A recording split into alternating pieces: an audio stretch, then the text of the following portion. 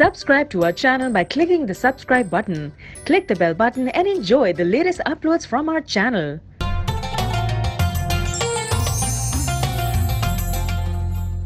السلام علیکم ناظرین، پروگرام علم و حکمت کے ساتھ زبیر احمد حاضر خدمت ہے۔ ناظرین، انسان ایک با اختیار مخلوق ہے، اور نہ صرف با اختیار مخلوق ہے بلکہ اسے عقل اور شعور بھی دیا گیا ہے۔ اسی عقل و شعور کے نتیجے میں وہ بھلائی اور برائی میں تمیز کر سکتا ہے، اپنے حصے جمالیات کا استعمال کرتے ہوئے وہ خوبصورت اور بدصورت چیزوں میں ممتاز اور امتیاز پیدا کر سکتا ہے، اور اسی طرح سے وہ اپنے عقل کو استعمال کرتے ہوئے استدلال کر سکتا ہے، استنباط کر سکتا ہے، انفر کر سکتا ہے۔ اگر کوئی حقیقت اس کے سامنے ہو تو وہ اس حقیقت کے ذریعے سے بہت ساری چیزیں دریافت کر سکتا ہے۔ انسان جب اس دنیا میں اپنے آپ کو دیکھتا ہے اور دیگر جانداروں کو دیکھتا ہے تو اس کے سامنے ایک بڑا بنیادی سوال آتا ہے کہ اس کی پیدائش کا، اس کی تخلیق کا مقصد کیا ہے؟ کیونکہ اگر اس کی تخلیق کا مقصد بالکل ویسا ہی ہوتا جیسے دوسرے جانوروں کا تخلیق کا مقصد ہے کہ وہ پیدا ہوتے ہیں اور پرورش پاتے ہیں، بچے جنم دیتے ہیں اور پھر اس دنیا سے چلے جاتے ہیں، مر جاتے ہیں، اگر انسان بھی بالکل اسی طرح سے ہوتا تو پھر انسان کو یہ عقل و شعور کیوں دیا گیا؟ یہ بنیادی سوال ہے کہ انسان کی تخلیق کا آخر مقصد کیا ہے، یہ کائنات میں آیا کیوں ہے، اور کیا اس کے لیے کوئی اور بھی زندگی موجود ہے یا نہیں؟ یہ وہ بنیادی مباحث ہیں جن پر آج ہم گفتگو کریں گے۔ آج کا ہمارا عنوان ہے انسان کی تخلیق کا بنیادی مقصد۔ میرے ساتھ تشریف رکھتے ہیں جناب جاوید احمد غامدی صاحب۔ السلام علیکم جاوید صاحب۔ وعلیکم السلام۔ جاوید صاحب، یہ جو بنیادی سوال ہے کہ انسان کی تخلیق کا مقصد کیا ہے، اس پر آنے سے پہلے میں چاہوں گا ذرا اس پر روشنی ڈالیے کہ انسان بحیثیت مخلوق دیگر جو مخلوق ہیں، دیگر جو جانور ہیں اس دنیا میں، ان سے کس طرح سے الگ ہے؟ اس میں چند بنیادی مقدمات پہلے سمجھنے چاہیے۔ دیکھیے، ہم انسان بھی تخلیق کرتے ہیں۔ ہم نے بہت سی چیزیں بنائی، پہیے کی ایجاد سے لے کر یہ جو جدید تہذیب ہم نے تخلیق کی ہے، اس میں اگر آپ غور کریں تو ہم نے سواریوں میں کیا کچھ ترقی کی ہے، ہم نے مکانوں میں کیا کچھ ترقی کی ہے، ہم نے دواؤں میں اور ان کی ایجاد میں اور مریضوں کے علاج میں اور آپریشن میں اور سرجری میں کیا کچھ ترقی کی ہے، جراحی میں۔ اس میں بے شمار چیزیں ہم نے تخلیق کی۔ اگر آپ غور کریں تو ان تمام چیزوں کی تخلیق میں خالق کا منشا ہے جو بنیادی فیصلہ کرتا ہے۔ یعنی میری کوئی ضرورت ہے جس کے لیے میں ایک سواری بناتا ہوں۔ صحیح ہے۔ مجھے تیز رفتاری سے سفر کرنا تھا تو میں نے بھاپ کا انجن ایجاد کر لیا، اس سے زیادہ تیز ہونا تھا تو اور بعض مشینیں ایجاد کر لی، یہاں تک کہ جہاز بن گئے، یہاں تک کہ راکٹ بن گئے، یہاں تک کہ وہ چاند گاڑیاں بن گئیں جس پر ہم لاکھوں میل کا سفر کرتے ہوئے کہیں سے کہیں پہنچ جاتے ہیں۔ ٹھیک۔ یہ جتنی چیزیں ہیں اگر آپ ان پہ غور کیجئے تو یہ کسی ضرورت سے پیدا ہوتی ہیں۔ اب جہاں تک خالق کائنات کا تعلق ہے، اس کے ہاں کسی ضرورت کا تو تصور نہیں کیا جا سکتا۔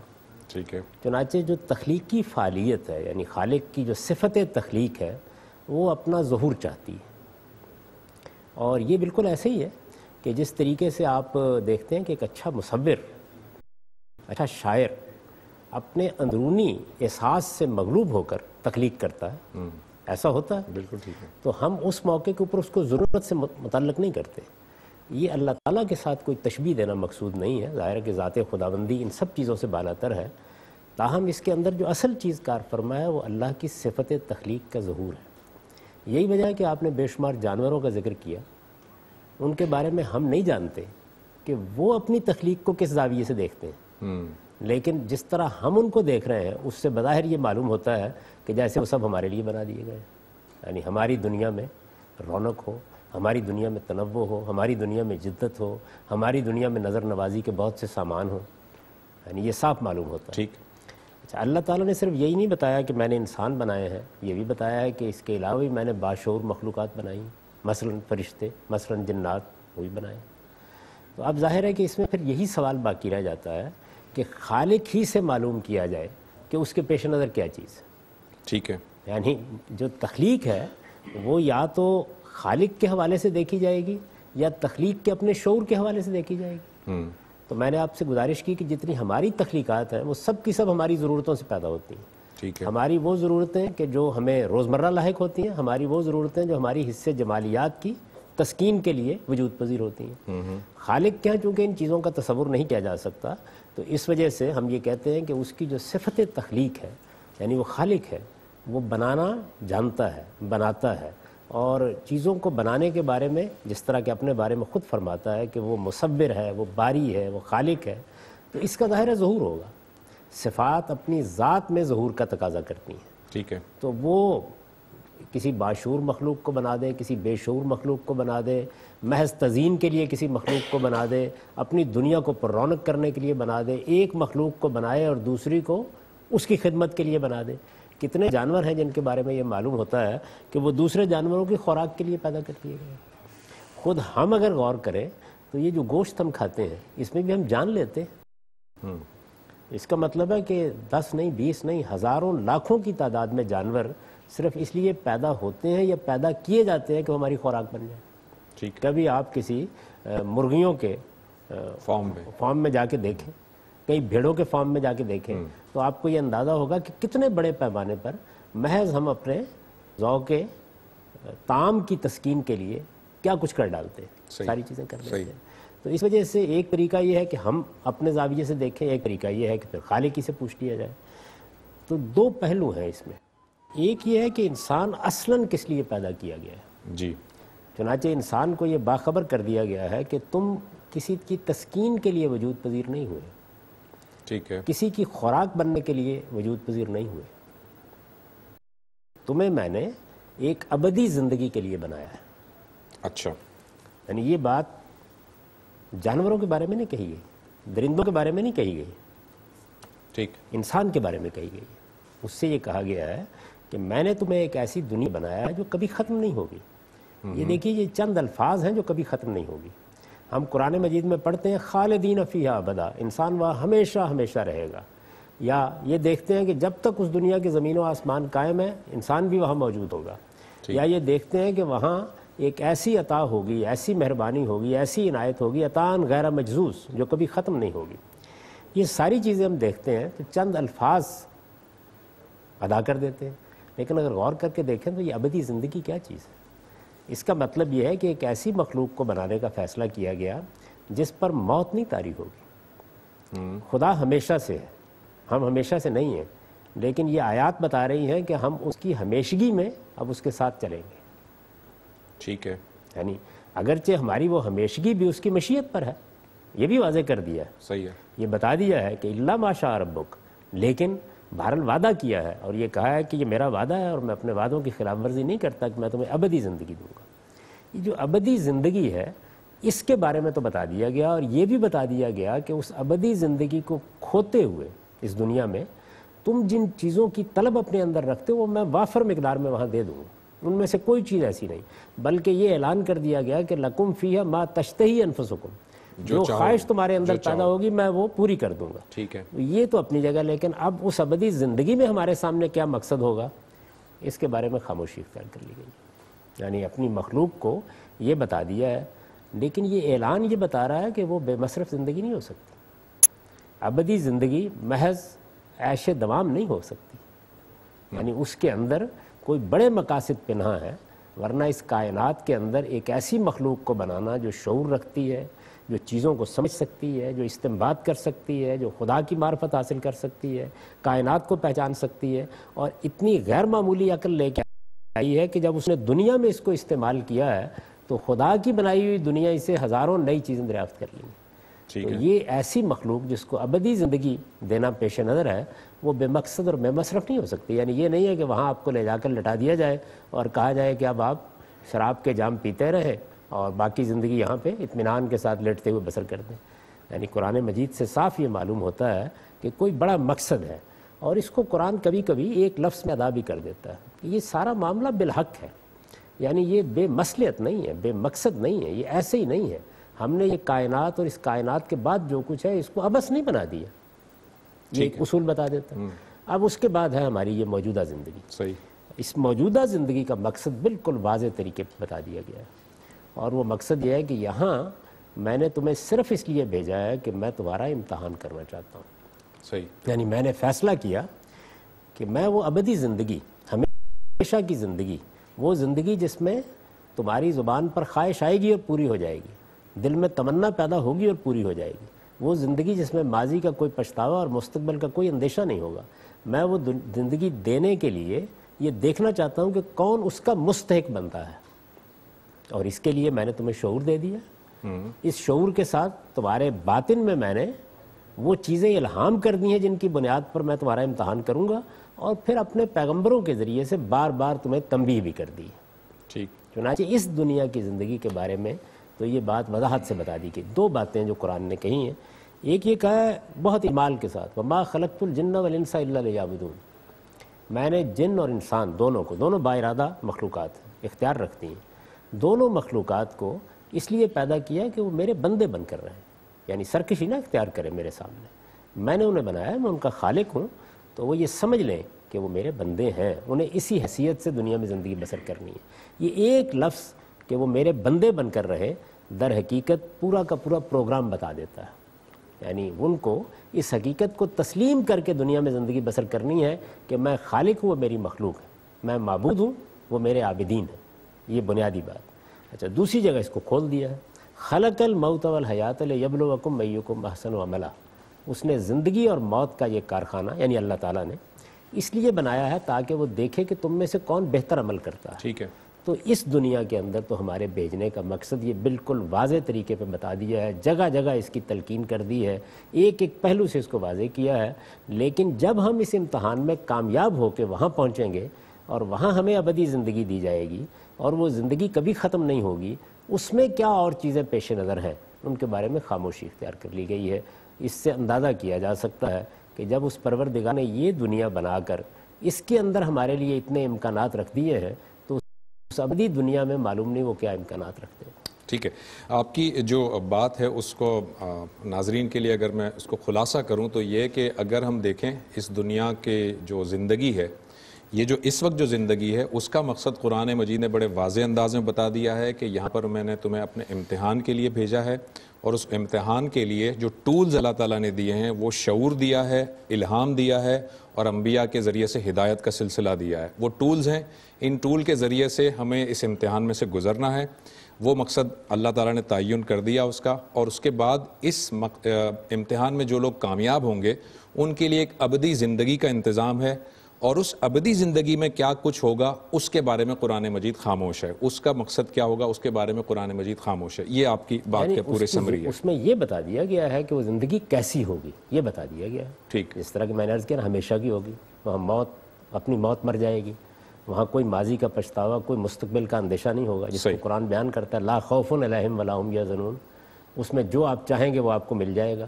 یہ وہ نعمتیں جو دنیا میں انسان کے لیے زنجیر پا بن جاتی ہیں وہ ساری کی ساری آخری درجے میں دے دی جائیں گی، یہ بتا دیا گیا ہے۔ ٹھیک ہے، لیکن پھر اس دنیا میں انسان کن امکانات کو تلاش کرے گا، بالکل صحیح ہے، اس کے سامنے کیا اہداف ہوں گے، وہ ابدی زندگی کن چیزوں کو سامنے رکھ کے بسر کرے گا، اس میں خاموشی اختیار کر لی گئی۔ اس میں خاموشی اختیار کی گئی ہے۔ میں چلتا ہوں اپنے آڈینس کی طرف، آپ میں سے کوئی سوال کوئی کرنا چاہے گا اس سے متعلق؟ ایک بات بہت سامنے کی ہے اور ہم سب اس سے روز گوش گزار بھی ہوتے ہیں، لیکن بڑی حملی اس پہ تھوڑی سی روشنی، ایک کنفلکٹ بہت ذہن میں آتا ہے جتنا زیادہ ہم قرآن اور اس کو انڈرسٹینڈ کرتے چلے جاتے ہیں ہماری ناقص عقل کی وجہ سے، وہ یہ کہ اللہ تعالیٰ جیسا آپ نے بھی فرمایا کہ اللہ تعالیٰ کی رضا سے ہر چیز ہوتی ہے، لیکن بندے کا ٹیسٹ کے طور پر اس کو دنیا میں اتارا جانا، تو اللہ کی رضا کتنے پرسنٹ اس میں اللہ کی رضا سے ہم سٹیپس اٹھاتے ہیں، تو پھر ہمارا اگر سب اللہ کی رضا سے ہے تو پھر ہمارا ٹیسٹ کن بنیادوں پر ہے، ہماری ول کتنی کام کرتی ہے، یہ چیز تھوڑی کنفیوژن کریٹ کرتی رہتی ہے۔ جی جاوید صاحب، امتحان کے لیے اس دنیا میں ہمیں اتارا گیا، مگر اس امتحان میں ٹولز بھی دے دیے گئے، مگر پھر اللہ تعالیٰ کی اپنی ایک حکمت ہے، اللہ تعالیٰ کی اپنی ایک مشیت ہے، تو جب میں امتحان میں پرفارم کرنے جاتا ہوں تو اس پرفارمنس میں اللہ کی مشیت کتنا دخل دے سکتی ہے؟ یہ جو ہمارے یہاں زمین پر بھیجنے کا فیصلہ ہے اس میں ہمارے کسی ارادے کو دخل نہیں ہے۔ ٹھیک ہے، ہم یہاں آ گئے، ہمیں کیا شکل و صورت ملے گی، کون سا زمانہ ملے گا، کیا والدین ہوں گے، کن حالات میں پرورش پائیں گے، امیر ہوں گے غریب ہوں گے، کس جگہ سے زندگی شروع کریں گے، ہمیں کیا صلاحیتیں دی گئیں، یعنی ایک شاعر کی صلاحیتیں دی گئی ہیں، ایک ادیب کی دی گئی ہیں، ایک سائنسدان کی دی گئی ہیں، یہ سب فیصلے اللہ نے اپنی مشیت سے کر دیے۔ ٹھیک ہے، ان میں نہ ہم سے پوچھا گیا نہ ہمارا کوئی اختیار ہے. صحیح ہے. اس کے بعد امتحان کیا ان چیزوں کا ہے؟ یعنی مجھے کتنا اچھا شاعر بننا ہے، کتنا اچھا ادیب بننا ہے، اس کا امتحان نہیں لیا گیا. جس چیز کے فیصلے اللہ تعالیٰ نے خود کر دیے ہیں ان کا امتحان بھی نہیں کیا گیا. امتحان کیا گیا میرے اخلاقی وجود کا. صحیح. اور اس کے ساتھ میرے عقل کے تعامل کا امتحان اس باب میں کیا گیا ہے. اس میں اللہ تعالیٰ نے یعنی جو یہ کہتا ہے کہ یہ کائنات میں نے بنائی ہے، اسی نے بتا دیا ہے کہ اس میں میں نے انسان کو پورا اختیار دے دیا. اور یہ اختیار اس حد تک دے دیا ہے کہ قرآن مجید کے الفاظ میں انا ہدیناہ السبیل اما شاکرم و اما کفورا من شاء فلیؤمن من شاء فلیکفر، کہ میں نے انسان کو راستہ بتا دیا ہے، اس کے بعد کسی نوعیت کا کوئی جبر نہیں کیا. وہ چاہے تو میرا شکر گزار بندہ بن کر دنیا پر رہے اور چاہے تو ناشکری اختیار کر لے، میں گرفت نہیں کرتا. اچھا، ایمان کے بارے میں یہاں تک کہہ دیا کہ من شاء فلیؤمن من شاء فلیکفر، چاہے تو ایمان قبول کرے چاہے تو کفر کر دے، انکار کر دے. یعنی آپ جانتے ہیں کہ اس دنیا میں لوگوں نے اپنے خدا ہونے کے دعوے کر دیے. اتنا اختیار دے کر بھیج دیا گیا ہے. اس اختیار میں اللہ تعالیٰ کوئی مداخلت نہیں کرتے، انسان اس کو استعمال کرتا ہے. ہاں، جس وقت یہ اختیار کسی دوسرے کے لیے مسئلہ بن رہا ہوتا ہے تو بعض اوقات ایک سطح پر اس کو روک دیتے ہیں اور یہ ناگزیر. تو یہ جو ہمارا اخلاقی اختیار ہے، ہمارا امتحان اس معاملے میں ہو رہا ہے. اس میں اللہ کی رضا یہ ہے کہ ہم کامیاب ہوں، ہم اس میں ناکامی کا راستہ اختیار نہ کریں، لیکن اس کی مشیت اس کو کنٹرول نہیں کرتی. اور یہ اس نے فیصلہ کیا ہے، ہم نے یہ فیصلہ اس سے نہیں کرایا. یہ دونوں باتیں بتا دی گئی ہیں.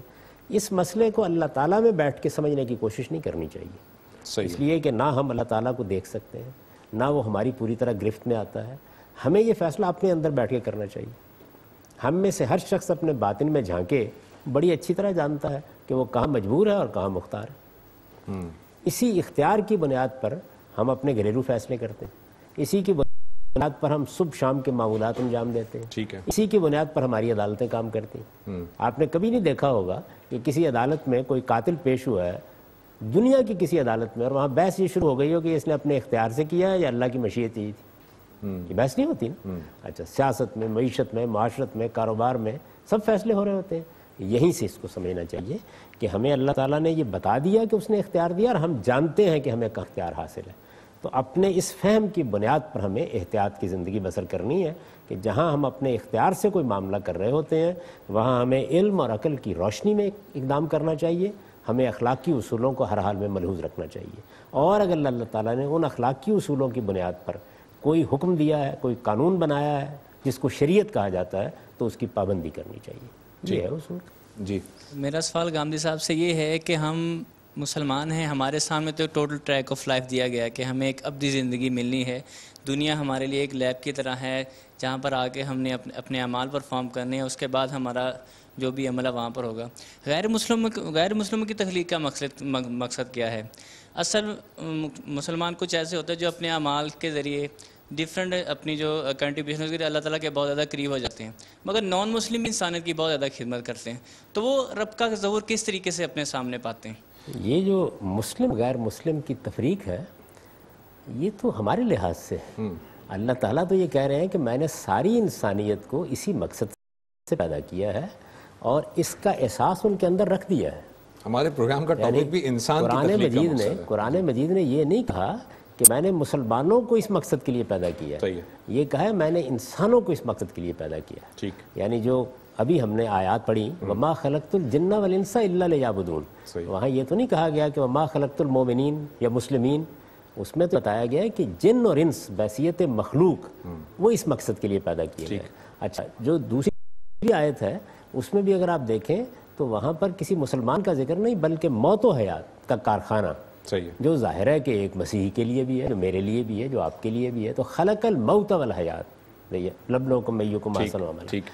انسان کے اندر جو علم دیا گیا ہے اس کو بھی جب سورہ اعراف میں بیان کیا تو وہاں یہ نہیں کہا گیا کہ میں نے ان میں سے مسلمانوں کو چنا اور ان کو یہ چیز دی، بلکہ ساری انسانیت کے بارے میں، بنی آدم کے بارے میں. وَإِذَا أَخَذَ رَبُّكَ مِن بَنِي آدَمَ مِن ظُهُورِهِمْ، یعنی وہاں پر بھی بنی آدم کا لفظ استعمال کیا ہے. ان سب سے میں نے پوچھا تھا کہ الستُ بربکم، میں تمہارا پروردگار نہیں ہوں؟ سب نے اعتراف کیا تھا، قالوا بلا۔ تو اس سے گویا یہ بتایا ہے کہ میں نے انسان کو جب دنیا میں بھیجا تو میں نے اس کے اندر اپنا شعور، اپنا تصور کہ میں پروردگار ہوں، تم میری مخلوق کو الہام کر دیا۔ ٹھیک ہے۔ اچھا، اس سے آگے بڑھ کر دیکھیے، جب یہ بیان کیا کہ اخلاقی شعور کیسے دیا گیا ہے، تو یہ نہیں کہا کہ اللہ کے پیغمبر آئے اور انہوں نے پہلی بار آ کے لوگوں کو اخلاقی شعور دیا۔ وہاں پر بھی انسان کو بحیثیت انسان مخاطب کر کے کہا وَنَفْسٍ وَمَا سَوَّاهَا فَأَلْهَمَهَا فُجُورَهَا وَتَقْوَاهَا، یعنی یہ نفس انسانی ہے کہ جب اس کی تشکیل کی گئی تو اس میں اللہ تعالیٰ نے فجور اور تقوی یعنی برائی اور بلائی کا شعور الہام کر دیا۔ صحیح۔ یہ وہ چیز ہے جس پر اللہ تعالیٰ تمام معاملات کو چلا رہے ہیں۔ تو اس وجہ سے جتنے بھی ہمیں غیر مسلم نظر آتے ہیں ان سب کو بھی یہ شعور دیا گیا ہے۔ اسی شعور کی بنیاد پر ان سے سوال بھی ہوگا۔ اسی شعور کا ایک نتیجہ ہماری عقل بھی ہے جو ہمیں ایک بڑی نعمت کے طور پر ملی ہے۔ وہ عقل بھی ہمیں مسئول ٹھہراتی ہے، ہمارا اخلاقی شعور بھی مسئول ٹھہراتا ہے۔ تو ان سے بھی وہی سوالات ہوں گے، ان سے بھی یہی پوچھا جائے گا، ہم سے بھی یہی پوچھا جائے گا۔ اللہ تعالیٰ کے ہاں یہ دنیا میں جو ہماری تقسیم ہے اس کی بنیاد پر لوگوں کا فیصلہ نہیں ہوگا، وہ حقیقی تقسیم ہے جس کی بنیاد پر فیصلہ ہوگا۔ اور اس میں بھی میں کئی مرتبہ عرض کر چکا ہوں کہ بڑی وضاحت سے بتا دیا ہے کہ جن کی طرف کسی پیغمبر کی دعوت نہیں پہنچی ان سے میں وہ سوالات کروں گا جو میں نے ان کی ذات میں علم ودیت کر دیا تھا، اس کی بنیاد پر پیدا ہوتے ہیں۔ بالکل ٹھیک۔ وہ جن تک پیغمبروں کی ہدایت پہنچ گئی، کوئی حضرت مسیح کا پیرو ہے، کوئی حضرت موسیٰ کا پیرو ہے، کوئی سیدنا ابراہیم کا پیرو ہے، ان سے ان کے لحاظ سے سوال کروں گا۔ اور وہ لوگ جن تک محمد الرسول اللہ کی دعوت پہنچ گئی ہے ان سے اس کے لحاظ سے سوال کروں گا۔ ٹھیک۔ تو اللہ تعالیٰ کے ہاں انسانوں کو انسان کی حیثیت سے مخاطب کر کے یہ ہدایت دی گئی ہے، یہ اصول بیان کیے گئے ہیں، وہاں فیصلے اس پر ہوں گے۔ اور عین ممکن ہے کہ جن کو ہم مسلمان سمجھتے ہیں وہ وہاں کسی دوسری صف میں کھڑے ہوں، اور جن کو ہم غیر مسلم کہہ رہے ہیں وہ وہاں ایک اور صف میں کھڑے ہیں۔ بالکل ہو سکتا ہے۔ جی، انسان کو تخلیق کیا گیا، ساتھ میں اس کو شعور بھی دیا گیا، کیا اس شعور کی بنا پہ وہ تقدیر کو بدل سکتا ہے؟ دیکھیے بات یہ ہے کہ تقدیر کس چیز کو کہا جاتا ہے؟ ہمارے ہاں تو یہ ایک لفظ بن گیا، پھر اس پر بہت فلسفہ لوگوں نے بیان کرنے کی کوشش کی، اس میں مختلف کلامی نقطہ ہے نظر پیدا ہو گئے۔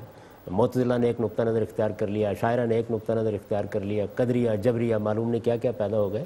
آپ اس کو سادہ جگہ سے سمجھیے جہاں سے اللہ تعالیٰ نے یہ بات سمجھائی۔ ٹھیک۔ قرآن مجید یہ کہتا ہے کہ میں نے یہ مخلوقات بنائی ہیں، یہ مخلوقات بنائی ہیں تو ان کے لیے ایک قاعدہ ضابطہ مقرر کر دیا ہے۔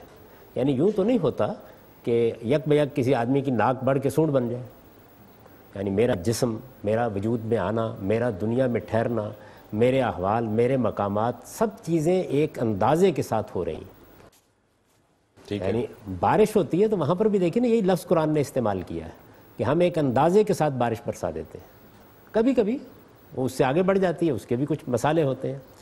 تو ہر چیز میں ایک اندازہ، ایک قاعدہ، ایک ضابطہ۔ بھی سائنس بہت سی بحث کر رہی ہے کہ ہماری جینز میں کیا کچھ رکھا گیا ہے، یہ در حقیقت وہی تقدیر ہے۔ یعنی کچھ چیزیں متعین کر دی گئی ہیں، ان سے ہم اب ادھر ادھر نہیں ہٹ سکتے۔ لیکن میں نے پھر عرض کیا کہ قرآن نے ہم کو یہ بتایا ہے کہ یہ جتنی ساری چیزیں بھی تقدیر کے زاویے کی ہیں ان سے امتحان متعلق نہیں، امتحان میرے ارادے اور اختیار سے متعلق ہے۔ اور جو میری تقدیر بنائی گئی ہے اسی کا ایک حصہ میرا ارادہ اور اختیار بھی ہے اور میرا شعور بھی۔ تو میں اس کی بنیاد پر فیصلے کرتا ہوں۔ اللہ تعالیٰ مجھ سے یہ نہیں پوچھیں گے کہ میں نے تمہیں جو صلاحیتیں دی تھیں، تم شاعر تھے، ادیب تھے، ان کا ظہور تم نے کیا یا نہیں کیا، وہ مجھ پر چھوڑ دیا گیا۔ چاہوں میں ان کو پالش کروں، چاہوں آگے بڑھاؤں، چاہوں سوتے ہوئے زندگی بسر کروں۔ یعنی اس معاملے میں مجھے کہاں تک ترقی کرنی ہے اس کا فیصلہ بھی مجھ پر چھوڑ دیا گیا ہے۔ مواخذے کا موضوع کیا ہے؟ میرا اخلاقی رویہ۔ یعنی میں اس دنیا میں ذات خداوندی کے بارے میں کیا رائے قائم کرتا ہوں، مجھے جو صلاحیت دی گئی ہے اس کی بنیاد پر میں اس کی معرفت کے بارے میں کیا فیصلہ کرتا ہوں۔ میں اپنے آپ کو بندہ سمجھ کر زندگی بسر کرتا ہوں یا سرکش اور متکبر ہو جاتا ہوں۔ میں دوسرے انسانوں سے کیا معاملات کرتا ہوں۔ چنانچہ اس کو قرآن نے ایک آیت میں سمیٹ دی کہ میں تم سے جو اخلاقی تقاضے کر رہا ہوں وہ کیا ہیں؟ ان اللہ یامر بالعدل والاحسان وایتاء ذی القربی، یہ اخلاقی تقاضے ہیں۔ میں تم سے عدل کا تقاضا کر رہا ہوں۔ اب یہ تقدیر کا مسئلہ نہیں ہے، مجھے عدل کا شعور دے دیا گیا ہے، عدل کرنے کی صلاحیت دے دی گئی ہے، عدل کے مقاصد مجھ پر واضح کر دیے گئے ہیں، عدل کی محبت میرے اندر ڈال دی گئی ہے۔ یہ کام تو تقدیر ہی نے کیا ہے، لیکن تقاضا کہ میں عدل کروں اس کے لیے ارادہ و اختیار دیا گیا ہے، یہاں میرا امتحان ہے۔ تو فرمائیے کہ یہ کہا نا اللہ تعالیٰ نے ان اللہ یامر بالعدل والاحسان، اب میں تم سے تقاضا کر رہا ہوں، میں تمہیں حکم دے رہا ہوں کہ تم نے عدل کا رویہ اختیار کرنا ہے، احسان کا رویہ اختیار کرنا ہے، اپنے اعزا رشتہ داروں کو اپنے مال میں شریک سمجھنا ہے اور ان کی ضرورتیں پوری کرنی ہے۔ اچھا، پھر منفی طریقے سے بھی بیان کر دیا۔ آپ نے دیکھا ہوگا کہ یہ آیت عام طور پر ہمارے ہاں جمعے کے خطبات میں سنائی جاتی ہے، اور وہ کیا ہے؟ ینہا عن الفحشاء والمنکر والبغی، یعنی میں روکتا کی چیزوں سے ہوں۔ اب دیکھیے یہاں بھی میرا ارادہ و اختیار ہے، میں تمہیں بدکاری سے روکتا ہوں، بدکاری اور اس کے لوازم کی طرف میلان سے روکتا ہوں، ٹھیک ہے، میں تمہیں لوگوں کی حق تلفی کرنے سے روکتا ہوں۔ منکر کا لفظ استعمال کیا، دوسری جگہ وضاحت کر دی ہے کہ اس سے مراد اسم ہے، یعنی لوگوں کی حق تلفی۔ میں تمہیں کسی کے خلاف زیادتی سے روکتا ہوں۔ تو یہ وہ دائرہ ہے کہ جس کے اندر اصل میں ہمیں اپنے اختیار کو استعمال کرنا ہے۔ ٹھیک۔ اچھا، اب جو دنیا میں زندگی ہمیں دی گئی ہے اس میں بھی اللہ تعالیٰ نے بہت سے فیصلے کر دیے ہیں، یعنی وہ میرے رزق کے بارے میں بھی ہو سکتے ہیں، میری موت و حق کے بارے میں بھی ہو سکتے ہیں، وہ فیصلے میرے امراض کے بارے میں بھی ہو سکتے ہیں، بہت سے فیصلے کر دیے ہیں، لیکن اس کے ساتھ ایک چیز اور وابستہ کر دی ہے، اور وہ یہ کہ مجھے جد و جہد بھی کرنی ہے ان فیصلوں کے معاملے میں، اور مجھے اس میں خدا سے کچھ مزید چاہنے کا حق بھی دے دیا گیا ہے۔ یہ بالکل آپ ایک مثال سے یوں سمجھیے کہ میں نے مقرر کر دیا کہ میں اپنے ملازم کو 10,000 روپے مہینے کے دوں گا، اور اس کے ساتھ یہ بھی طے کر دیا کہ جب یہ اپنی کوئی ضرورت بیان کرے گا، یہ کہے گا کہ مجھے بچے کو تعلیم دلانی ہے، مجھے بچے کی شادی کرنی ہے، تو میں اس کو اتنا اور دے دوں گا، بلکہ جتنا مانگے گا دے دوں گا۔ تو ہمارے ساتھ بھی اللہ تعالیٰ نے یہی کیا، یعنی کچھ چیزیں طے کر دی ہیں کہ یہ تو میں دوں گا، لیکن بہت سی چیزوں کے بارے میں یہ فیصلہ کر دیا کہ بندہ مانگے گا تو دے دوں گا۔ ٹھیک۔ تو دعا، میری خواہش، میرا ارادہ، میرا خدا کے ساتھ تعلق، میرا اس کی معرفت کے ساتھ جینا، یہ پھر میرے ان فیصلوں کے اوپر اثر انداز ہونا شروع ہو جاتا ہے۔ تو اس لحاظ سے دو چیزیں ہیں جو میرے ساتھ وابستہ ہو گئی ہیں، جن میں خدا کے جو فیصلے ہیں وہ میرے ساتھ وابستہ ہو کے میرے شعور سے تقاضا کرتے ہیں کہ میں صحیح رویہ اختیار کروں۔ ایک یہ کہ مجھے جو کچھ دیا گیا ہے اس میں میں مزید کیا چاہتا ہوں، اس کو میں وہاں کا کہاں تک پہنچانا چاہتا ہوں، جو پوٹینشیل میرے اندر رکھ دیے گئے ہیں ان کو محنت کر کے کتنا روبہ عمل کر سکتا ہوں، یہ مجھ پر چھوڑ دیا گیا ہے، اور میرے اخلاقی فیصلے کس اصول پر ہوتے ہیں یہ مجھ پر چھوڑ دیا گیا ہے۔ تو یہ ایک توازن ہے جو قرآن مجید نے بتایا ہے کہ ہمیں حاصل ہوتا ہے۔ اگر آپ بڑی بڑی اصطلاحات سے اور علم کلام کے مباحث سے الگ ہو کے اس کو سمجھیں تو یہ بڑا سادہ مسئلہ ہے۔ ٹھیک ہے، لیکن جاوید صاحب آپ نے ابھی جو فرمایا کہ اللہ تعالیٰ نے کچھ چیزیں تو طے کر دی ہیں، اس کے بارے میں پوچھا بھی نہیں جائے گا، لیکن جو پوچھا جائے گا وہ ہمارے اخلاق کے بارے میں پوچھا جائے گا کہ اس میں ہم کتنے کامیاب ہوئے۔ یہ جو یہاں ابھی ان خاتون نے سوال کیا یا وہاں سے ایک سوال آیا، اس کو ذرا سا آگے بڑھاتا ہوں۔ یہ جو کہا جاتا ہے کہ اللہ تعالیٰ جسے چاہتا ہے ہدایت دیتا ہے، جسے چاہتا ہے گمراہ کر دیتا ہے، تو پھر ہدایت جب اللہ تعالیٰ کے چاہنے سے مجھے مل رہی ہے یا گمراہی اس کے چاہنے سے مجھے مل رہی ہے، تو پھر میرا اخلاقی امتحان بھی تو اس کی مشیت کے انڈر ہی آ گیا نا، اس میں اپنا ارادہ کہاں گیا میرا؟ یہ آیت لوگ پوری نہیں پڑھتے، اس کے آگے یہ بیان کیا گیا ہے کہ میں گمراہ کن کو کرتا ہوں، وَمَا يُضِلُّ بِهِ إِلَّا الْفَاسِقِينَ، یعنی میں گمراہ ان کو کرتا ہوں جو نافرمانی کا ارادہ کر کے اس پر جم جاتے ہیں۔ اچھا، میں ہدایت کس کو دیتا ہوں؟ یہ جو بات کہی جاتی ہے نا میں جس کو چاہتا ہوں، تو اس کا مطلب اصل میں یہ ہے کہ میرا ایک قانون ہے ہدایت دینے کا، ایک ضابطہ ہے۔ یہ کس موقع پر اللہ تعالیٰ کہتے ہیں؟ رسالت میں آپ صلی اللہ علیہ وسلم دعوت دے رہے ہیں، صحیح ہے، مسلمان دعوت کا پیغام پہنچا رہے ہیں، اس موقع کے اوپر خواہش پیدا ہوتی ہے کہ لوگ ایمان لے آئیں، شدید خواہش پیدا ہوتی ہے۔ اس موقع پہ اللہ تعالیٰ کہتے ہیں کہ نہیں، یہ تو میں اپنے قانون کے مطابق دوں گا، آپ کی خواہش پر نہیں ہو سکتا۔ وہ قانون پھر یہ بیان کیا ہے کہ میں نے جو ہدایت انسان کو دی ہے، جو اس کے اندر ودیت کی ہے، جو اس کی پیدائش کے ساتھ میں دے دیتا ہوں، اگر انسان اس کی قدر کرتا ہے تو میں اس ہدایت کو بڑھاتا ہوں، اس کے لیے اسباب پیدا کرتا ہوں۔ جب وہ نیکی اور خیر کا ارادہ کرتا ہے تو میرے فرشتے اس کی تائید کرنا شروع کر دیتے ہیں، لیکن جب وہ غلط ارادہ کرتا ہے، پہلا کام وہ کرتا ہے، میں اس پر تنبیہ کرتا ہوں، میں اس پر توجہ دلاتا ہوں، اس کے اندر سے ضمیر بھی اس کو ٹوکتا ہے، وہ اس کی آواز سننے سے انکار کر دیتا ہے، تو کچھ دیر کے بعد پھر اس پر زنگ لگنا شروع ہو جاتا ہے۔ پھر وہ وقت بھی آ جاتا ہے کہ اگر وہ تکبر اور اصرار کا رویہ اختیار کر لے تو میں مہر لگا دیتا ہوں اور یہ میری طرف سے ایک سزا ہوتی ہے. تو یہ وہ سارا قانون ہے جو قرآن نے بیان کیا. اس کانٹیکسٹ میں وہ کہتا ہے کہ ہدایت اور گمراہی کا معاملہ میں نے اپنے قانون پر رکھا ہوا ہے, وہ تمہاری یا میری خواہش پر نہیں ہے. ٹھیک ہے جی, اور کوئی کویشچن ہے کسی کا؟ آپ نے سر فرمایا کہ عدل و احسان کے حوالے سے, اخلاقیات کے حوالے سے اللہ اس چیز کو دیکھے گا اور پرکھے گا اور اس بنیاد پر فیصلہ ہوگا. اس والے سر آپ نے پہلے بھی ابھی فرمایا کہ مسلمز اور نان مسلمز کے حوالے سے, اگر ایک نان مسلم ہے اور ہم دیکھتے ہیں عدل و احسان میں ہم سے بہتر ہے, سچائی میں ہم سے بہتر ہے, معاملات میں ہم سے بہتر ہے, لیکن مسلمان نہیں, تو کیا جنت میں جانے کے امکانات اس کے اسی طرح سے ہی ہیں, یا ہم اپنے طور پر دیکھیں گے کلمہ طیبہ پڑھا ہے تو جنت واجب ہوگی ورنہ نہیں ہوگی نبی پاک صلی اللہ علیہ وسلم کی شریعت میں آنے کے بعد؟ اب اگر وہ عدل احسان کے معاملات پر ہوتا ہے تو کیا اس بنیاد پر وہ جنت کا مستحق ٹھہرے گا؟ جنت ایک پورا پیکج ہے. اس کو اگر ایک لفظ میں بیان کیا جائے تو آپ یہ کہیں گے کہ انسان کا امتحان یہ ہے کہ کیا وہ سچا طالب علم ہے, حقیقت کو ماننے کے لیے ہر وقت تیار ہے, سچائی کی سچی طلب رکھتا ہے. اس امتحان میں ہم کو ڈالا گیا ہے. یعنی امتحان صرف عمل کا نہیں ہے, علم کا بھی ہے. میرے سامنے ایک حقیقت آئی, میں نے اس کے بارے میں کیا رویہ اختیار کیا؟ میں نے ضد, ہٹ درمی اور عناد کا رویہ اختیار کیا, یا ایک طالب علم کی طرح اس کو میں سمجھنے, سوچنے, غور کرنے کے لیے تیار ہو گیا؟ ایک پہلو. دوسرا پہلو وہ ہے کہ جس میں مجھے اپنے علم کے مطابق عمل کرنا ہوتا ہے.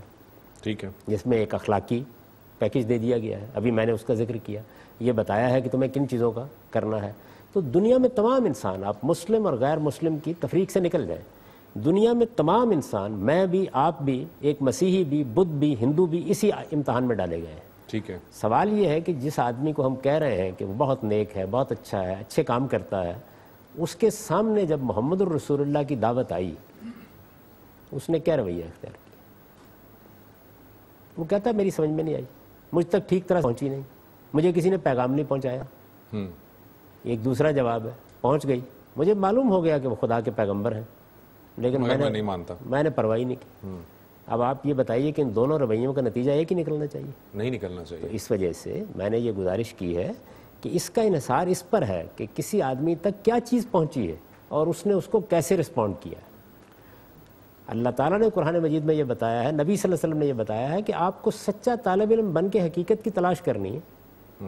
یہ تلاش کرتے کرتے ایک آدمی ہندو ہی مر گیا, یہ تلاش کرتے کرتے مسیحی دنیا سے رخصت ہو گیا, یہ تلاش کرتے کرتے مسلمان ہوتے ہوئے کسی گمراہی میں پڑا رہا. لیکن کیا سچی تلاش کر رہا تھا؟ صداقت کی سچی طلب تھی؟ وہ اپنے علم کے معاملے میں کسی تعصب میں مبتلا تو نہیں تھا؟ تو اللہ تعالیٰ کے ہاں اس کی یہ طلب قبول کی جائے گی. ٹھیک. میں نے اس کا جواب اسی لیے یہ دیا تھا کہ وہاں فیصلے ہماری تقسیم کے لحاظ سے نہیں ہوں گے, بلکہ انسان نے کیا رویہ اختیار کیا. تو ہم ظاہر کے لحاظ سے دیکھ رہے ہوتے ہیں کہ ایک آدمی بڑا اچھا عمل کر رہا ہے, ظاہر کے لحاظ سے دیکھ رہے ہوتے ہیں ایک آدمی مسلمان ہے. بالکل صحیح ہے. اندر سے کیا ہے, اس کی بنیاد پر فیصلے ہونے ہیں. اگر کسی پیغمبر کی دعوت آپ تک پہنچ گئی ہے تو وہ کس کی دعوت ہے؟ وہ خدا کی دعوت ہے. دیکھیے, اگر سچا علم سائنس کا آپ تک پہنچا ہے اور آپ اس کے بارے میں غلط رویہ اختیار کرتے ہیں اور کہتے ہیں میں اس کو قبول نہیں کروں گا, اور وہ علم آپ کے جسم کے بارے میں ہے, تو آپ نے دوا نہیں کھائی, علاج نہیں کیا, تو نتیجہ نکلے گا نا. بالکل نکلے گا. اسی طرح سچا علم اگر آپ تک پہنچا ہے, سیدنا مسیح لے کے آ گئے, سیدنا موسیٰ علیہ السلام لے کے آ گئے, آپ نے کیسے دیکھا اس علم کو؟ ایک ہی بات آپ کہہ سکتے ہیں کہ میں نے کوئی تعصب نہیں مرتا, میں نے کوئی غلطی نہیں کی, میری سمجھ میں بات نہیں آئی. تو یہی بات وہ غیر مسلم بھی اللہ کے حضور میں کہہ دے گا. اگر وہ واقعتاً دل سے کہہ رہا ہے تو اللہ تعالیٰ اس کے جواب میں یہ کہتے ہیں کہ میں اپنے بندوں پر ذرہ برابر بھی ظلم کرنے والا نہیں ہوں. اگر کسی کے پاس واقعی کو عذر ہے تو وہ رحیم و کریم قبول فرمائے گا, اور اگر ضد اور ہٹ درمی اور عناد کی بنیاد پر انکار کیا ہے تو مسلمان ہوتے ہوئے کسی حق کا انکار کیا ہے وہ بھی پکڑا جائے گا, اور غیر مسلم ہوتے ہوئے کیا تو وہ بھی پکڑا جائے گا. جی, اور کوئی کویشچن ہے کسی کا؟ السلام علیکم سر. وعلیکم السلام. سر مجھے آپ سے, ابھی آپ نے سائنس کی بات کی تو اس کے اندر مجھے آپ سے تھوڑا سا ایک کویشچن پوچھنا تھا. آپ نے کہا کہ انسان کی تخلیق کا مقصد یہ ہے کہ امتحان لینا انسان کا کہ وہ اس دنیا میں کس طرح سے پرفارم کرتا ہے. اور ہم سائنس کو سمجھتے بھی ہیں، مانتے بھی ہیں. سائنس نے کہا ہے کہ یہ ایک اتفاقی حادثہ تھا کہ انسان پہلے ایک چھوٹا سیل بنا، پھر آہستہ آہستہ ایولیوشن ہوئی، تھیوری آف ایولیوشن. تو اس کو آپ کس طرح اسلام کے ساتھ ریلیٹ کرتے ہیں کہ کیا یہ اتفاقی حادثہ ہے یا یہ واقعی کچھ یعنی آپ وہ ایوولوشنری تھیوری جو ارتقاء کا نظریہ ہے اور اس کو کہ اللہ تعالیٰ کا مقصد پیدا کرنے کا یہ تھا کہ ہمارے امتحان وہ کرنا چاہتا تھا، اس کو اور اس تھیوری کو کس طرح سے آپ ریلیٹ کرتے ہیں؟ سائنس نے اگر یہ بات کہہ دی ہے کہ یہ اتفاقی حادثہ ہے تو سائنس نے خود اپنے آپ کو اپنے وجود سے دستبردار کر لیا. یہ باتیں اصل میں عام لوگ کہہ دیتے ہیں، کوئی بڑا سائنسدان کبھی کہنے کی جسارت نہیں کر سکتا. سائنس یہ سمجھنے کی کوشش کرتی ہے کہ یہ سب کچھ کیسے ہو رہا ہے. یہ وہ کبھی نہیں کہتی کہ ہم اس آخری نتیجے پر پہنچ گئے ہیں کہ یہ اتفاق سے ہو رہا ہے. یہ بہت سے لوگ یہ بات کہہ دیتے ہیں، اعلیٰ سائنس کبھی یہ بات نہیں کہتی. آپ کو معلوم ہونا چاہیے کہ اعلیٰ سائنس کی ابتدا کہاں سے ہوئی تھی. یہاں سے ہوئی تھی کہ فلسفے کی دنیا میں وجود کی بحث جاری تھی. یعنی یہ سمجھنے کی کوشش کی جا رہی تھی کہ بینگ کیا ہے، یعنی جس چیز کو ہم وجود کہتے ہیں اس کی حقیقت کیا ہے. ایگزسٹنس اس بحث کا خاتمہ دیکارت کے ڈیولزم پہ ہوا. یعنی اس نے یہ کہا کہ دیکھیے ایک معاملہ یہ ہے کہ یہ کیا حقائق ہیں، یعنی اس کے پیچھے کیا ہے، اس کے آگے کیا ہے. ایک یہ ہے کہ یہ دنیا کس طریقے سے چل رہی ہے، اس کو ہم سمجھنے کی کوشش کریں. اور اس کے نتیجے میں بتدریج سائنس نے وائے کو چھوڑ کر ہاؤ کو اپنا موضوع بنایا. چیزیں کیسے ہو رہی ہیں. بگ بینگ ہوا مثال کے طور پر، انسان کی تخلیق کیسے ہوئی، تخلیق کا عمل کیسے ہوتا ہے، وہ ایک خلیے سے چل کر کہاں پہنچتا ہے یا کسی اور طریقے سے پیدا ہوتا ہے. مختلف نظریات ہیں، ان میں سے کوئی چیز بھی ابھی حتمی نتیجے تک نہیں پہنچی.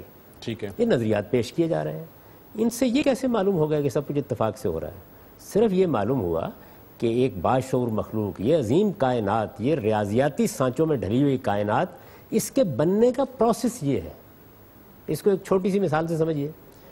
جب انڈے میں چوزا بن جاتا ہے تو باہر نکلتا ہے انڈے کو توڑ کر. قدیم زمانے سے خیال یہ تھا کہ مرغی توڑ دیتی. اچھا، پھر کچھ لوگوں نے خیال کیا کہ شاید وہ جب بڑا ہو جاتا ہے تو اس کے وجہ سے حجم بڑھ جاتا ہے. سائنسی طریقے سے اب یہ معلوم ہوگا کہ ایسا نہیں ہوتا، بلکہ اس کی ناک پر ایک چھوٹا سا کیل نمودار ہوتا ہے اور اسے توڑ دیتا ہے اسے. تو اس کے نتیجے میں کیا یہ آپ سے آپ پر اتفاق سے ہونے کا عمل ہو گیا؟ صرف وجہ دوسری معلوم ہو گئی. تو انسان کیسے بنا ہے، دنیا کیسے بنی ہے، کیسے بنی ہے، یہ ایک اور چیز ہے. اور یہ اتفاق سے بن گئی ہے. یعنی اتفاق سے نظم پیدا ہو گیا، اتفاق سے شعور پیدا ہو گیا، اتفاق سے عقل پیدا ہو گئی، اتفاق سے استنتاج اور استنباط کی صلاحیتیں پیدا ہو گئیں، اتفاق سے حسن پیدا ہو گیا، اتفاق سے پھول بن گئے. یہ کوئی سائنسدان نہیں کہتا، نہ کہنے کی جسارت کر سکتا ہے. اگر وہ کہے تو پھر اس کو پہلے مرحلے پر سائنس سے دستبردار ہو جانا چاہیے، پھر اسے چوزے پر بھی گفتگو نہیں کرنی چاہیے. اس لیے کہ اگر اتفاق سے یہ سب کچھ ہو سکتا ہے تو پھر وہ بھی اتفاق ہی سے ہوا ہے. پھر یہ بھی نہیں بتانا چاہیے کہ ہائیڈروجن اور آکسیجن کے آمیزے سے پانی بنتا ہے، پھر یہ بھی کہنا چاہیے کہ وہ بھی اتفاق سے ہوا ہے. تو اس لیے کبھی سائنس یہ نہیں کہتی. لیکن جاوید صاحب، ان کا جو سوال کا جو دوسرا حصہ تھا وہ یہ کہ انسان ایک شعور مخلوق بنا کر بھیجا گیا اور امتحان اس کا لیا جا رہا ہے. وہ جو ایوولوشنری تھیوری سے پھر اس کو کیسے ریلیٹ کریں گے؟ ایوولوشنری تھیوری وہ تو میرے جسم کے بننے کا عمل ہے. اگر تھوڑی دیر کے لیے مان لیں، دیکھیے اس میں 3 نقطہ نظر ہیں. جی، ایک تو قدیم لوگوں کا نقطہ نظر تھا کہ اللہ تعالیٰ نے مٹی سے ایک پتلا بنایا، اس کے بعد اس میں ایک دن روح پھونک دی. ایک نقطہ نظر وہ ہے. ایک قرآن کا نقطہ نظر ہے، وہ ایک پورا کا پورا پروسیس بیان کرتا ہے کہ کیسے انسان بنا، اس کا جسم کیسے بنا، پھر اس کے بعد وہ پایا تکمیل تک کیسے پہنچا، اس کو اللہ تعالیٰ نے ہر لحاظ سے درست کیسے کیا، پھر یہ بتاتا ہے کہ اسے انسانی شخصیت کب دی گئی. ایک سائنسی نقطہ نظر ہے جو ڈارون سے پیدا ہونا شروع ہوئے، اس سے پہلے بھی موجود رہے ہیں کسی نہ کسی شکل میں، اور اب نظریہ ارتقاء کے طور پر ان کو بیان کیا جاتا ہے. یہ اصل میں اس تخلیقی پروسیس کو بیان کرتے ہیں جس سے میرا یہ وجود ایک جاندار وجود بنا ہے، حیوانی وجود بنا ہے. ٹھیک ہے. میری انسانی شخصیت یہ اس کے نتیجے میں بن گئی ہے، ایسا نہیں ہے. وہ انسانی شخصیت قرآن مجید نے جیسے بتایا ہے ویسے انسان کو دی جاتی ہے. قرآن مجید تو یہ بتاتا ہے کہ ماں کے پیٹ میں بھی جب میرا حیوانی وجود 120 دن میں مکمل ہوتا ہے، اس وقت تک میں حیوانی ہوتا ہوں، اس کے بعد مجھے انسانی شخصیت دی جاتی ہے. ٹھیک. تو اس میں سے کسی چیز کو بھی سائنس چیلنج کرنے کی پوزیشن میں نہیں ہے. وہ تو صرف ہمارے مادی وجود کی تشکیل کے مراحل کو سمجھنے کی کوشش کر رہی ہے. اس میں 2-3 نقطہ نظر موجود ہے، ان کا سائنسی مطالعہ کرنا چاہیے. تھوڑی دیر کے لیے تسلیم کر لیں کہ بالکل اسی طریقے سے بنایا گیا ہے. خدا کی قدرت کا عظیم شاہکار ہے، کہاں سے شروع کیا اور کہاں پہنچا دیا. اس سے اتفاق سے کیا تعلق ہے؟ سر ابھی آپ نے یہ کہا کہ وما خلقت الجن والانس الا لیعبدون، یہ انسان کا مقصد ہے. تو ساتھ یہ بھی تو کہا گیا نہیں جاعل فی الارض خلیفہ، کہ زمین کو انسان کو زمین پر نائب بنایا گیا ہے. تو نائب جو ہوتا ہے وہ اپنی اصل کا ترجمان ہوتا ہے. تو کیا انسان کا وجود زمین پر خدا کے اظہار نہیں ہے اس کے وجود کا؟ یہ فرما رہے ہیں کہ انسان کے لیے بتایا گیا کہ میں زمین میں اپنا نائب بنانے والا ہوں، اور نائب جو ہوتا ہے وہ اصل کا ریپرزینٹیٹو ہوتا ہے. تو یہ انسان کی تخلیق کا مقصد اللہ تعالیٰ کے وجود کا اظہار نہیں ہے. یہ ترجمہ ہی بالکل غلط ہے. انی جاعل فی الارض خلیفہ کا مطلب ہے میں زمین میں ایک ایسی مخلوق بنانے والا ہوں جس کو میں ارادہ و اختیار دوں گا، زمین کا اقتدار اور اس کی بادشاہی دے دوں گا. خلیفہ کا مطلب نائب نہیں ہے. خلیفہ کا مطلب یہاں نائب نہیں ہے. خلیفہ کا لفظ عربی زبان میں 3 معنوں میں استعمال ہوتا ہے، جانشین کے معنی میں، نائب کے معنی میں، اور صاحب اقتدار کے معنی میں. مثال کے طور پر دیکھیے حضرت داؤد کو مخاطب کر کے کہا ہے کہ اے داؤد انا جعلنا کا فی الارض خلیفہ، ہم نے آپ کو زمین کا اقتدار دے دیا، بادشاہی دے دی. تو اس لیے یہاں یہ بادشاہی اقتدار کے معنی میں استعمال ہوا ہے. جی آخری سوال وہاں سے لے لیتے ہیں. جی میرا کوشچن یہ تھا کہ بات ہو رہی تھی سائنس کی. ہم یہ دیکھتے ہیں کہ جو لوگ سائنس میں مطلب آگے چلے جاتے ہیں تو وہ دین سے کیوں دور ہٹ جاتے ہیں؟ چاہیے تو یہ تھا کہ اگر سائنس سے اس کا ایمان جو ہے وہ اور زیادہ ہونا چاہیے تھا، لیکن وہ دین سے اتنا دور کیوں ہو جاتا ہے جو انسان سائنس کے اندر زیادہ ڈیپلی اس کو اسٹڈی کرتا ہے؟ دونوں طرح کے نتیجے ہیں. یعنی میں بھی سائنس کا طالب علم ہوں، بہت پڑھی ہے، اب بھی بہت پڑھتا ہوں. جو جدید ترین چیزیں سامنے آتی ہیں ان کو بھی دیکھتا ہوں، میرے ایمان میں اس سے بہت افزونی ہوتی ہے. یعنی وہ کائنات جس کو میں اپنی آنکھوں سے دیکھتا تھا اس وقت بھی مجھے بہت متاثر کرتی ہے. میں اگر کھلے آسمان کے نیچے چلا جاؤں تو وہاں بھی اللہ تعالیٰ کی عظمت کا ایک غیر معمولی نقشہ میرے سامنے ہوتا ہے. لیکن جب میں اس کو سائنسی طور پر دیکھتا ہوں، جب مجھے معلوم ہوتا ہے کہ یہ جو کائنات مجھے نظر آ رہی ہے یہ اتنی ہی نہیں ہے، یہ اس سے بہت وسیع ہے، اس سے بہت عظیم ہے. اس میں تو اربوں کی تعداد میں کہکشانیں اور گلیکسیز ہیں. اس میں تو صورتحال یہ ہے کہ میں تو میلوں میں اور کلومیٹروں میں گفتگو کر رہا ہوں، وہ نوری سالوں کے فاصلے ہیں. یعنی اس کا تصور کرنا مشکل ہو جاتا ہے. تو اس وجہ سے جیسے جیسے آدمی زیادہ اس کائنات کو جانتا ہے اس کا ایمان اور پختہ ہوتا ہے، اس کو خدا کی عظمت کا اور زیادہ احساس ہوتا ہے. یہ بھی ایک نقطہ نظر ہے. اور بہت سے سائنسدان ہیں، یہ بھی خیال غلط ہے، بڑے سائنسدان، بڑے فلسفی سب اللہ تعالیٰ کے وجود کے زیادہ تر قائل رہے ہیں. اچھا کچھ لوگ ہیں کہ ان کا معاملہ یہ ہوتا ہے کہ آپ کو ایک ہلدی کی گانٹھ مل گئی، آپ نے پنساری کی دکان جا کھول لی. یہ بھی ہوتا ہے. ان کا خیال ہوتا ہے کہ اچھا یہ چیز معلوم ہو گئی ہے، یہ چیز معلوم ہو گئی تو گویا ساری دنیا کا مسئلہ حل ہو گیا ہے. ایسا نہیں ہے. اس وقت تک ہم نے اس دنیا کے اندر کچھ بھی نہیں سمجھا. بہت تھوڑی چیزیں جو ہماری گرفت میں آئی ہیں. کائنات کا ایک ذرہ ہے جس کو ابھی ہم نے دیکھا ہے. تو اللہ تعالیٰ نے قرآن مجید میں ایک سوال کے جواب میں یہ کہا ہے نا، جب یہ کہا گیا کہ یہ وحی کیا چیز ہے، کیسے آتی ہے، کیسے اللہ تعالیٰ ایک بندے کو اسی دنیا میں مخاطب کر لیتے ہیں، تو یہ جواب دیا کہ یہ میرا فیصلہ ہوتا ہے اور میں اپنا یہ امر نازل کرتا ہوں. وَمَا أُوتِيتُم مِّنَ الْعِلْمِ إِلَّا قَلِيلًا. اپنی ذرا حدود کو پہچانو، تمہیں بہت تھوڑا علم دیا گیا ہے. تو یہ تھوڑے علم پر بڑے فیصلے کرنا یہ انسان کی عجلت پسندی ہے، اور بعض اوقات اپنے حدود کو نہ پہچاننا ہے. اس وجہ سے بعض لوگ ایسی باتیں کر ڈالتے ہیں. یہ بالکل اسی طریقے سے ہے جیسے آپ نے دیکھا ہو کسی نوجوان کو کوئی نیا معلوم ہو نا کہ پیسے بھی کمائے جاتے ہیں تو اس کا رویہ کیا ہوتا ہے.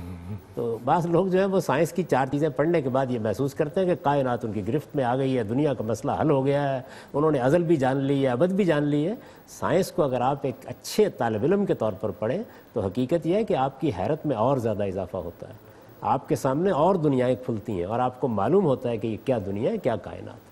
اچھا جاوید صاحب، ہمارے پاس وقت ختم ہوا چاہتا ہے. ایک آخری سوال یہ بتائیے گا کہ یہ جو کہا جاتا ہے کہ انسان کو جو خلیفہ بنانے کی بات کی گئی ہے قرآن مجید میں، انسان سے پہلے کچھ اور مخلوق پر یہ ذمہ داری ڈالنے کی بات کی گئی تھی، مگر انہوں نے معذرت کر لی اور مخلوق جو ہے وہ لرزہ براندہ ہو گئی تھی کہ نہیں ہم یہ ذمہ داری ادا نہیں کر سکتے، اور انسان نے بڑھ کر یہ ذمہ داری قبول کرنے کا فیصلہ کیا تھا. یہ بات اس کو کیسے دیکھتے ہیں آپ؟ نہیں دیکھیے، خود قرآن مجید نے بتا دیا کہ ہم سے پہلے 2 مخلوقات موجود ہیں. یعنی مخلوقات تو بہت سی ہیں، شیر چیتے سب اللہ ہی کی مخلوق ہیں، لیکن جو ارادہ اور شعور رکھنے والی مخلوقات ہیں یہ بتایا گیا کہ وہ 3 ہیں. یعنی اللہ تعالیٰ نے فرشتے بنائے ہیں، اللہ تعالیٰ نے جنات بنائے ہیں، اللہ تعالیٰ نے انسان بنائے ہیں. ٹھیک. تو تینوں مخلوقات ہیں. ان میں سے جنات اور فرشتے ہم سے پہلے سے موجود ہیں، یہ بات بھی بالکل واضح ہے. یہ جس چیز کا آپ حوالہ دے رہے ہیں اس میں یہ بات کہی گئی ہے، یعنی اللہ تعالیٰ نے جس طرح یہ بتایا ہے کہ میں نے اپنی ذات کا شعور تمہارے اندر ڈالا، تم سے اس کا عہد لیا، اس کے بعد تمہیں دنیا میں بھیجا ہے، جس طرح یہ بتایا ہے کہ میں نے تمہارے اندر خیر و شر کا الہام کیا، اس کے بعد میں نے دنیا میں تمہیں بھیجا ہے اور تمہیں اس امتحان میں ڈالا ہے، ایسے یہ بھی بتایا ہے کہ میں نے تم سے یہ پوچھا تھا، یعنی یہاں بھیجنے سے پہلے پوچھا تھا کہ یہ ارادہ اختیار یہ معمولی درجے کی چیز نہیں ہے، یہ دیا گیا تو اس کے نتائج بڑے غیر معمولی نکلیں گے۔ دیکھیے انسان کا یہ بہت بڑا شرف ہے کہ وہ ارادے اور اختیار کے ساتھ آیا ہے، وہ جبلتوں کا پابند نہیں ہے، وہ اپنی فطرت تک کو مسخ کر لیتا ہے، بڑے بڑے فیصلے کرتا ہے، تہذیب تخلیق کرتا ہے، عقلی نتائج نکالتا ہے۔ تو یہ پوچھا گیا انا اردنا الامانہ، ہم نے یہ جو اختیار کی اور ارادے کی امانت ہے یہ پہاڑوں کے سامنے پیش کی اور ان سے پوچھا تم اٹھاتے ہو، سب نے انکار کر دیا، انسان نے اٹھا لیا، یہ بیان کیا گیا ہے۔ یعنی اس طرح سے انسان سے یہ پوچھا گیا یعنی یوں نہیں ہے کہ ہمیں بے پوچھے بھیج دیا گیا ہے۔ اب آپ کہیں گے کہ پوچھا گیا تو یاد کیوں نہیں ہے؟ اگر وہ یاد رہتا تو امتحان نہیں ہو سکتا تھا۔ تو یہ سارا شعور محو کر دیا گیا، لیکن یہ ہمارے اندر موجود ہے، اور پھر جب ہم اس دنیا میں اس کا ادراک کرتے ہیں تو پہچان لیتے ہیں اس کو۔ ٹھیک ہے، thank you very much Javed صاحب، آپ کا بہت شکریہ، آپ تمام حضرات کا شکریہ، آپ یہاں تشریف لائے۔ ناظرین، ہمارے پروگرام کا وقت ختم ہوا چاہتا ہے۔ آج ہم نے گفتگو کی انسان کی تخلیق کے جو مقاصد ہیں ان پر بات ہوئی ہے۔ امید ہے آپ کو پروگرام پسند آیا ہوگا، اور کچھ اور بھی سوالات آپ کے ذہن میں ہوں گے، اس ای میل ایڈریس پر آپ ہم سے رابطہ کر سکتے ہیں ih@duniatv.tv۔ اپنے سوالات اس پر آپ بھیجیے گا، اگلے کسی پروگرام میں اس کو ضرور ہم ٹیک اپ کریں گے۔ اگلے پروگرام تک کے لیے زبیر احمد کو اجازت دیجیے، اللہ حافظ۔